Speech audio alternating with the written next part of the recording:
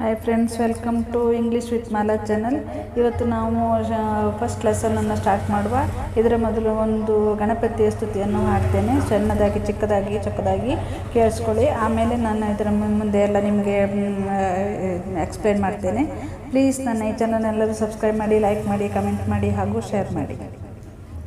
ಫಲದಾಯಕ ನೀನೇ ವಿನಾಯಕ, ಫಲದಾಯಕ ನೀನೇ ವಿನಾಯಕ, ನೀ ಫಲದಾಯಕ ನೀನೇ ವಿನಾಯಕ, ನೀ ಫಲದಾಯಕ ನೀನೇ ವಿನಾಯಕ, ಫಲದಾಯಕ ನೀನೇ Vinayaka.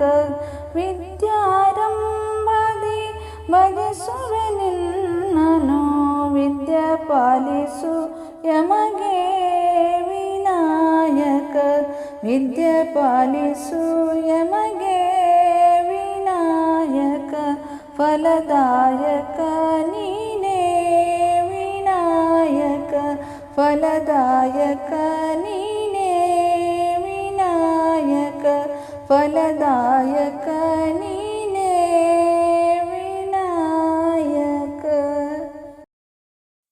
Hi friends, welcome to English with Mala channel. ಇವತ್ತು ನಾನು ನಿಮಗೆ ಪ್ರನೌನ್ ಅಂದರೆ ಸರ್ವನಾಮದ ಬಗ್ಗೆ ಹೇಳ್ಕೊಡ್ಲಿಕ್ಕೆ ಬರ್ತಾ ಇದ್ದೀನಿ. ಇವತ್ತು ನಮ್ಮದು ಫಸ್ಟ್ ಕ್ಲಾಸ್ ಅಲ್ವಾ, ಹಾಗಾಗಿ ಲೆಸನ್ ಸ್ಟಾರ್ಟ್ ಮಾಡುವ. ಇದು ಮಧ್ಯದಲ್ಲಿ ನಾನು ಸ್ವಲ್ಪ ನಿಮಗೆ ವರ್ಡ್ಸು, ಸೆಂಟೆನ್ಸ್ ಎಲ್ಲ ಕೊಡ್ತಾ ಇರ್ತೇನೆ ನೋಡಿ. ಅದರ ಬಗ್ಗೆ ನೀವು ಆಮೇಲೆ ಇದನ್ನು ಓದ್ಕೊಳ್ಳೋದು ಹೇಗೆ, ಇದನ್ನು ಬರ್ಕೊಳ್ಳೋದು ಹೇಗೆ, ಅದನ್ನೆಲ್ಲ ನೀವು ಸ್ವಲ್ಪ ನೋಡ್ಕೊಂಡು ಒಂದು ನೋಟ್ಬುಕ್ಕಲ್ಲಿ ಚೆನ್ನಾಗಿ ಬರ್ಕೊಂಡು ಇದನ್ನು ಮನನ ಮಾಡ್ಕೊಳ್ಳೋದ್ರಿಂದ ನಿಮಗೆ ತುಂಬ ಈಸಿ ಆಗುತ್ತೆ ಸೆಂಟೆನ್ಸ್ ಮಾಡಲಿಕ್ಕೆ. ಇದು ಸ್ಟಾರ್ಟಿಂಗು, ಇದೆಲ್ಲ ಗೊತ್ತೇ ಇದೆ ನಿಮಗೆ, ಆದರೂ ಕೂಡ ಕೊಡ್ತಾ ಇದ್ದೇನೆ. ಯಾಕಂದರೆ ಸ್ಟಾರ್ಟಿಂಗಲ್ಲಿ ಇದು ಕೊಡದೆ ನಾನು ಸಡನ್ನಾಗಿ ಸೆಂಟೆನ್ಸಿಗೆ ಹೋಗೋಕ್ಕಾಗಲ್ಲ. ಇದು ಸ್ಟಾರ್ಟಿಂಗಿಂದ ನಿಮಗೆ ಗೊತ್ತಿದ್ರೂ ಕೂಡ ಒಂದು ಬುಕ್ಕಲ್ಲಿ ಚೆನ್ನಾಗಿ ಸ್ಟಾರ್ಟಿಂಗಿಂದವೇ ಬರ್ಕೊಳ್ಳಿ. ಚೆನ್ನಾಗಿ ಇದನ್ನು ಮನನ ಮಾಡಿಕೊಂಡ್ರೆ ನಿಮಗೆ ಯಾವತ್ತೂ ಇದು ನೆನಪು ಹೋಗೋದಿಲ್ಲ. ಮೈಂಡಲ್ಲಿ ಗಟ್ಟಿಯಾಗಿ ಓದಿ, ಮತ್ತು ಇದನ್ನು ಗಟ್ಟಿಯಾಗಿ ಓದೋದ್ರಿಂದ ನಿಮಗೆ ತುಂಬ ಮನದಲ್ಲಿ ಉಳಿದು ಬಿಡುತ್ತೆ. ಇದು ಹಾಗೇ ಇರುತ್ತೆ. ಇದಂತಲ್ಲ, ಇನ್ನು ಮುಂದೆ ನಾನು ಕೊಡುವ ಎಲ್ಲ ವರ್ಡ್ಸು, ಸೆಂಟೆನ್ಸು ಇದನ್ನೆಲ್ಲನೂ ಕೂಡ ಹಾಗೆ ಸರಿಯಾಗಿ ನೋಡ್ಕೊಂಡು ಮನನ ಮಾಡಿಕೊಂಡ್ರೆ ನಿಮಗೆ ತುಂಬ ಈಸಿ ಆಗುತ್ತೆ. ಇಂಗ್ಲೀಷು ಸಡನ್ ಫ್ಲೂಯೆಂಟಾಗಿ ಮಾತಾಡೋಕ್ಕೂ ಆಗುತ್ತೆ. ಈ ಥರ ಮಾಡೋದ್ರಿಂದ ನಿಮಗೆ ಯಾವತ್ತೂ ಇದು ನೆನಪು ಹೋಗೋದಿಲ್ಲ. ಹಾಗಾಗಿ ನೋಡಿ, ನಾನು ಕೊಟ್ಟಿದ್ದೇನೆ ಐ ನಾನು, ವಿ ನಾವು, ಅವರ್ ನಮ್ಮ ನಮ್ಮದು, ಮೀ ನನ್ನನ್ನು, ಮೈ ನನ್ನ, ಅಸ್ ನಮಗೆ ನಮ್ಮನ್ನು, ಅವರ್ಸ್ ನಮ್ಮದು ನಮ್ಮದೇ. ಇದು ಫಸ್ಟ್ ಪರ್ಸನ್ ಆಗುತ್ತೆ. ಸೆಕೆಂಡ್ ಪರ್ಸನ್ ನೋಡಿ, ಯು ಯುವರ್ ಯುವರ್ಸ್ ಅಂತ, ನೀವು ನೀನು ನಿನ್ನನ್ನು ನಿಮ್ಮನ್ನು, ಯುವರ್ ನಿನ್ನ ನಿಮ್ಮ, ಯುವರ್ಸ್ ನಿನ್ನದು ನಿಮ್ಮದು. ಆಮೇಲೆ ಥರ್ಡ್ ಪರ್ಸನ್ ಹಿ ಅವನು ಆತ, ಹಿಮ್ ಅವನನ್ನು ಆತನನ್ನು, ಇಟ್ ಅದು ಅದನ್ನು, ಹರ್ ಅವಳ ಆಕೆಯ, ಹಿಟ್ಸ್ ಅದು ಅದರದ್ದು, ದೆಮ್ ಅವರನ್ನು ಅವುಗಳನ್ನು, ಶಿ ಆಕೆ ಅವಳು, ದೇ ಅವರು ಅವು, ಹಿಸ್ ಅವನ ಆತನ, ಹರ್ಸ್ ಅವಳದ್ದು ಆಕೆಯದ್ದು, ದೇರ್ ಅವರ ಅವುಗಳ, ದೇರ್ಸ್ ಅವರದ್ದು ಅವುಗಳದ್ದು.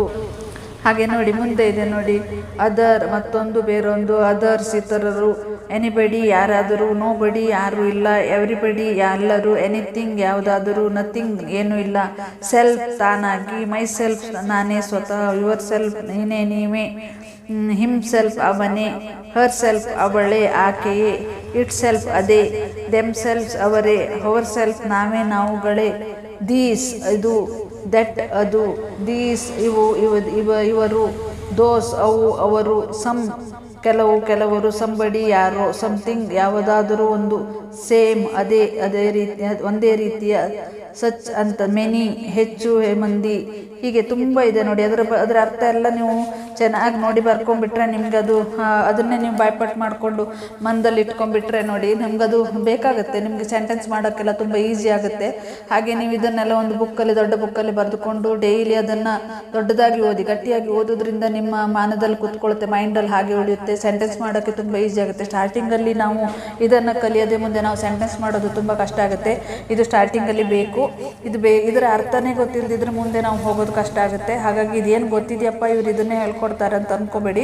ಇದನ್ನೇ ನಾವು ಸರಿಯಾಗಿ ಕಲ್ತ್ಕೊಂಡು ನಮ್ಮದು ಫೌಂಡೇಶನ್ ಸರಿಯಾಗಿಲ್ಲದೆ ನಾವು ಮುಂದೆ ಹೋಗೋಕ್ಕಾಗಲ್ಲ. ಫೌಂಡೇಶನ್ ಚೆನ್ನಾಗಿದ್ದರೆ ಮಾತ್ರ ಮನೆ ಗಟ್ಟಿ ಆಗೋದಲ್ವ. ಅದೇ ರೀತಿ ನಮ್ಮ ಇಂಗ್ಲೀಷಲ್ಲಿ ಸ್ಟಾರ್ಟಿಂಗ್ ಫೌಂಡೇಶನ್ನೇ ಸರಿಯಾಗಿ ನಾವು ಕಲ್ತ್ಕೊಳ್ದೆ ಸುಮ್ಮನೆ ಸೆಂಟೆನ್ಸ್ ಮಾಡಿದರೆ ಅದು ಒಂದು ಏನೇನೋ ಅರ್ಥ ಆಗಿಬಿಡುತ್ತೆ. ಇದರಲ್ಲಿ ತುಂಬ ನಾವು ಕನ್ನಡದಲ್ಲಿ ಮಾತಾಡಿದಾಗಲ್ಲ, ಇಂಗ್ಲೀಷಲ್ಲಿ ಮಾತಾಡುವಾಗ ಸರಿಯಾಗಿ ಗೊತ್ತಿರಬೇಕು. ಎಲ್ಲೆಲ್ಲಿ ಯಾವ್ಯಾವ ವರ್ಡ್ಸ್ ಹಾಕಬೇಕು ಅನ್ನೋ ಗೊತ್ತಿದ್ರೆ ಮಾತ್ರ ನಮಗೆ ಇಂಗ್ಲೀಷ್ ಕಲಿಯೋಕ್ಕಾಗೋದು. ಆದ್ದರಿಂದ ನೀವು ಇದನ್ನು ಚೆನ್ನಾಗಿ ಕಲ್ತ್ಕೊಂಬಿಡಿ. ಸರಿಯಾಗಿ ಇದನ್ನು ಕಲ್ತ್ಕೊಳ್ಳೋದ್ರಿಂದ ನಮ್ಮ ಸ್ಟಾರ್ಟಿಂಗಿಂದನೇ ಚೆನ್ನಾಗಿ ಕಲ್ತ್ಕೊಂಡ್ಬಿಟ್ರೆ ನಮಗೆ ಮಾತಾಡೋಕ್ಕೆ ತುಂಬ ಈಸಿ ಆಗುತ್ತೆ, ಏನೂ ತೊಂದರೆ ಆಗೋಲ್ಲ. ಅದರಿಂದ ನೀವು ಇದನ್ನು ಸರಿಯಾಗಿ ಕಲ್ತ್ಕೊಂಡು ಬರೆದುಕೊಂಡು ಚೆನ್ನಾಗಿ ಓದಿ ಅಂತ ನಾನು ಹೇಳ್ತೇನೆ. ಇನ್ನೂ ಸ್ವಲ್ಪ ವರ್ಡ್ಸು ಇದನ್ನೆಲ್ಲ ಕೊಡ್ತಾ ಇರ್ತೇನೆ, ಅದನ್ನೆಲ್ಲ ಸರಿಯಾಗಿ ಕಲ್ತ್ಕೊಳ್ಳಿ ನೀವು. ಮಧ್ಯದಲ್ಲಿ ನಾನು ನಿಮಗೆ ಕಮ್ಯುನಿಕೇಷನ್ ಬಗ್ಗೆ ಎಲ್ಲ ಸ್ವಲ್ಪ ಇದು ಮಾಡ್ತೇನೆ, ಅದನ್ನು ಸಹ ನೀವು ನೋಡ್ಕೊಳ್ಳಿ. ನೀವು ಕೂಡ ನಾನು ಮಾಡಿದಾಗೆ ನೀವು ಸಹ ಮಾಡೋಕ್ಕೆ ಸ್ಟಾರ್ಟ್ ಮಾಡಿ, ಆವಾಗಲೇ ನಿಮ್ಗೆ ಅರ್ಥ ಆಗೋದು ಅದು ಏನಂತ. ನಾನೀಗ ನೋಡಿ ಫಸ್ಟಿಗೆ ನಾನು ಇಂಟ್ರೊಡ್ಯೂಸ್ ಹೇಳ್ತೇನೆ, ಮತ್ತು ಅದನ್ನೆಲ್ಲ ಹೇಗೆ ಸ್ವಲ್ಪ ಅಷ್ಟನ್ನೇ ಕಲಿತಾ ಬನ್ನಿ. ಆಮೇಲೆ ತುಂಬ ದೊಡ್ಡದಾಗಿ ನಾನಿನ್ನು ಆಮೇಲೆ ಫುಲ್ ಕಲ್ತಾದ್ಮೇಲೆ ತುಂಬ ಹೇಳ್ತೇನೆ. ಆವಾಗ ನೀವು ಅದನ್ನು ಸಹ ಮಾಡಿದ್ರೆ ನಿಮಗೆ ಸ್ಟಾರ್ಟಿಂಗಿಂದ ಇಷ್ಟು ಕಲ್ತ್ಕೊತ ಬಂದರೆ ಸಾಕಾಗುತ್ತೆ. ಆಮೇಲೆ ಮುಂದೆ ಹೋಗುವಾಗ ಎಲ್ಲ ನಿಮಗೇ ಅರ್ಥ ಆಗುತ್ತೆ ನಾವು ಅದು ಹೇಗೆ ಮಾಡೋದು ಅಂತ. Thank you for watching.